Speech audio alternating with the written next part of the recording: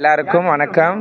இன்றைக்கி வருஷத்துக்கு ஒரு நாள் சித்ரா பௌர்ணமி அன்னைக்கு எங்கள் கூத்தாண்டவர் சாமி நாங்கள் பார்க்க லட்சக்கணக்கான திருநங்கைகள் ஊரை விட்டு ஊர், நாடு விட்டு நாடு, ஸ்டேட் விட்டு ஸ்டேட்டு வந்திருக்கிறோம்.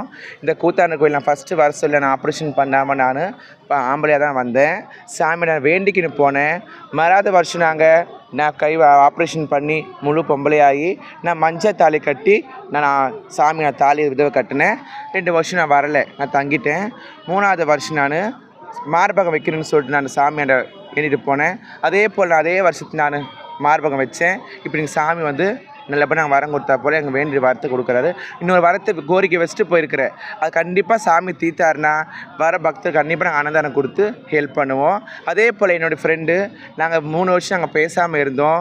போன வருஷம் கூத்தாண்டுக்கிட்ட மண் கலங்கி கண் கலங்கி நின்று பேசணும்னு சொல்லிட்டு கோரிக்கை வச்சுட்டு போனால், அதே போல் சாமி நிறைவேற்றி ஜனவரி என்றைக்கு போனச்சோ நாங்கள் ஒன்று சேர்ந்தோம். இதே போல் மற்ற சகோதரிகளும் சண்டை சச்சரவு இல்லாமல் ஒத்துமையாக இருந்து சந்தோஷமாக இருக்கணும். ஒரு நாள் நாங்கள் தாலி கட்டி ராத்திரி போல் அங்கே கொப்பி அடித்து சாமி வரலாறு பாடி நாங்கள் சாமி பண்ணி காலையில் சாமி தேர் மேலே வர சொல்லி நாங்கள் கற்பூரம் குங்குமம் மஞ்சள் கொட்டி கற்பூரமெல்லாம் ஏற்றி நாங்கள் சாமிக்கு அதை வாடியை காமிச்சிட்டு அதை அவிச்சு அந்த கருப்பை வீட்டுக்கு எடுத்துன்னு போனோம்னா காற்று கசுறு கஷ்டமோ நஷ்டமோ அந்த கருப்பு தீபம் ஏற்றினோம்னா எல்லாரோட குறைய தீரும், எல்லோரும் நல்லா இருப்பாங்க. நீ பேசு.